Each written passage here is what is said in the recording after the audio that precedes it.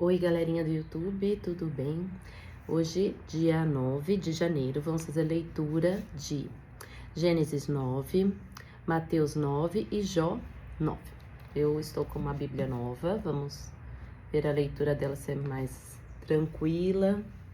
Essa é a Bíblia que eu comprei para o meu casamento. É uma média que eu compro uma Bíblia nova por ano.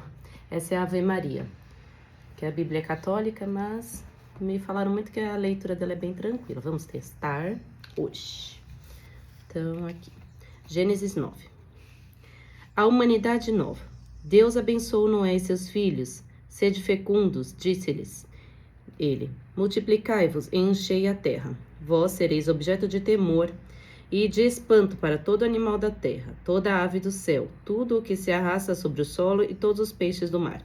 Eles vos são entregues nas mãos. Tudo o que se move e vive vos servirá de alimento. Eu vos dou tudo isto, como vos dei a erva verde. Somente não comereis carne com a sua alma, com sangue.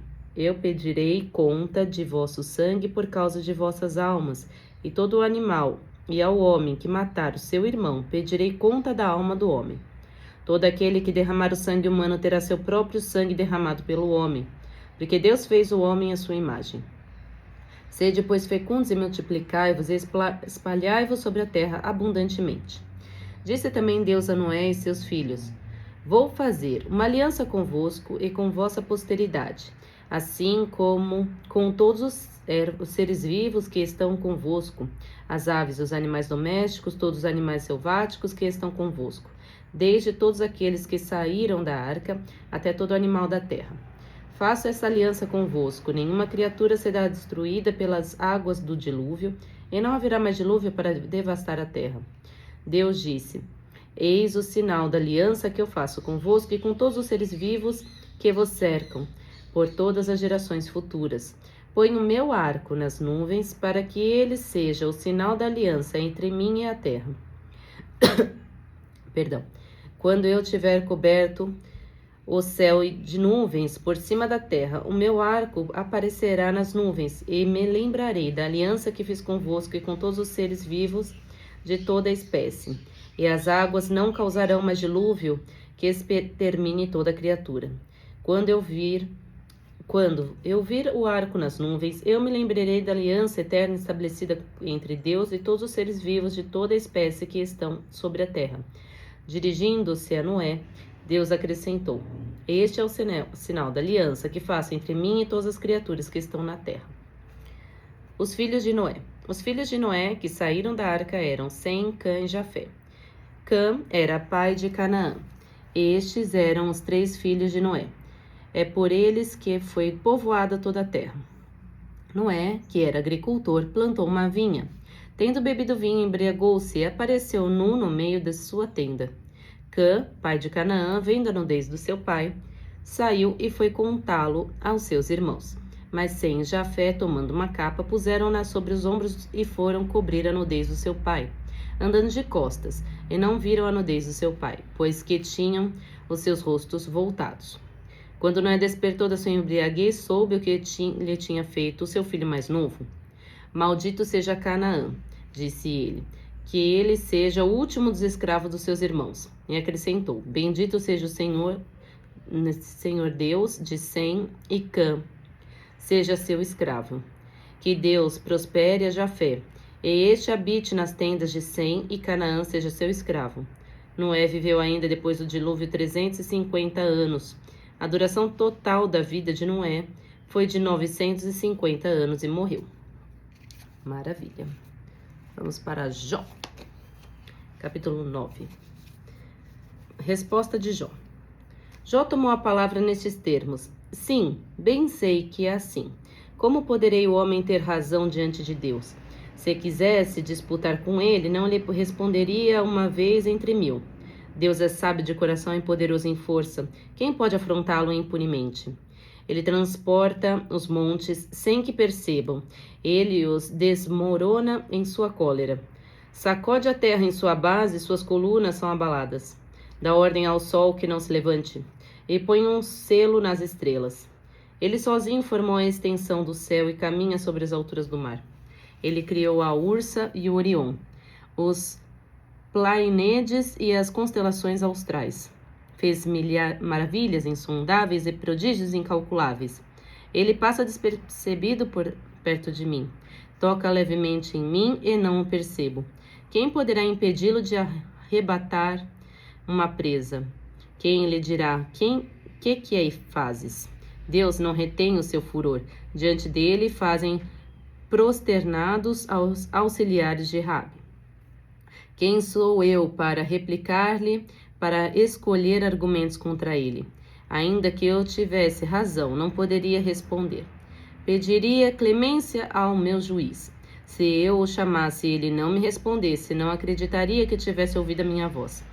Ele, que me desfez como um redemoinho, e multiplica minhas feridas sem manifestar o motivo, não me deixa tomar fôlego de tanto me fartar de amargura.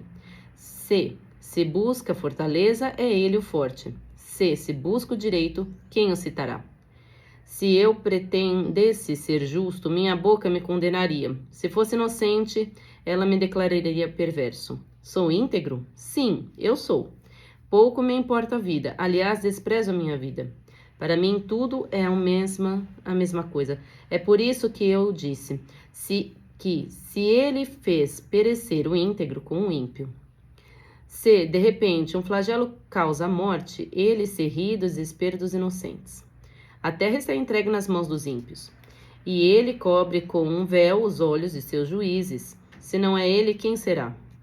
Os dias da minha vida são mais rápidos do que um corcel foge sem ter sido visto a felicidade.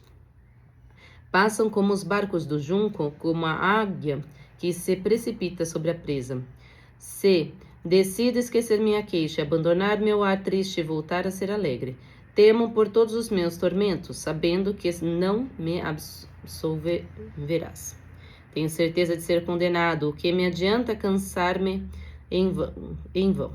Por mais que me lavasse com água de neve, que limpasse minhas mãos na lixívia, tu me atirarias na imundície e as minhas próprias vestes teriam nojo de mim. Nossa. Ele não é um humano como eu, e quem possa responder, com quem eu possa comparecer na justiça. Pois que não há entre nós um árbitro que ponha sua mão sobre nós dois. Que Deus retire seu chicote de cima de mim, para pôr um termo a seus medonhos terrores. Então lhe falarei sem medo, pois eu estou só comigo mesmo. Ai, tadinho do Jó. Vamos para o próximo, que é Mateus, capítulo 9. Cura de um paralítico. Jesus tomou de novo a barca, passou o lago e veio para a sua cidade. Eis que lhe apresentaram um paralítico estendido numa padiola. Jesus, vendo a fé daquela gente, disse ao paralítico: Meu filho, coragem, teus pecados te são perdoados. Ouvindo isso, alguns escribas murmuraram entre si: Este homem blasfema. Jesus, penetrando-lhe os pensamentos, perguntou-lhes: Por que pensais mal em vossos corações? Que é mais fácil dizer: Teus pecados te são perdoados, ou levanta-te e anda? Ora, para que saibais que o Filho do Homem tem na terra o poder de perdoar os pecados. Levanta-te, disse ele ao paralítico. Toma tua maca e volta para a tua terra. Levantou-se aquele homem e foi para sua casa. Vendo isso, a multidão encheu-se de medo e glorificou a Deus por ter dado tal poder aos homens. Vocação de Mateus, esperança para os pecadores. Partindo dali, Jesus viu um homem chamado Mateus, que estava sentado no posto de pagamentos das taxas. Disse-lhe: Segue-me. O homem levantou-se e a seguiu. Como Jesus estivesse à mesa na casa desse homem, numerosos publicanos e pecadores vieram e sentaram-se com ele e seus discípulos. Vendo isso, os fariseus disseram aos discípulos: Por que come vosso mestre com os publicanos e com os pecadores? Jesus, ouvindo isso, respondeu-lhe: Não são os que estão bem que precisam de médico, mas sim os doentes. Ide e aprendei o que significam essas palavras. Eu quero a misericórdia e não o sacrifício. Eu não vim chamar os justos, mas os pecadores. Jejum. Então os discípulos de João, dirigindo-se a ele, perguntaram: Por que jejuamos nós e os fariseus e os teus discípulos não? Jesus respondeu: podem os amigos do esposo estar tristes enquanto o esposo está com eles? Dias virão em que lhes será tirado o esposo, então eles jejuarão. Ninguém... A lâmpada tá tremendo. Ninguém põe um remendo de pano novo numa veste velha, porque arrancaria uma parte da veste e o rasgão ficaria pior. Não se coloca tampouco vinho novo em odres velhos, do contrário, os odres se rompem. O vinho se derrama e os odres se perdem.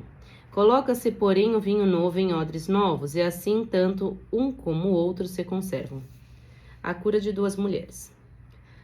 Falava ele ainda quando se apresentou um chefe da sinagoga. Prostrando-se diante dele, ele disse: Senhor, minha filha acaba de morrer, mas vem, põe-lhe as mãos e ela viverá. Jesus levantou-se e foi seguindo com seus discípulos. Ora, uma mulher atormentada por um fluxo de sangue havia 12 anos. Aproximou-se dele por trás e tocou-lhe a orla do manto.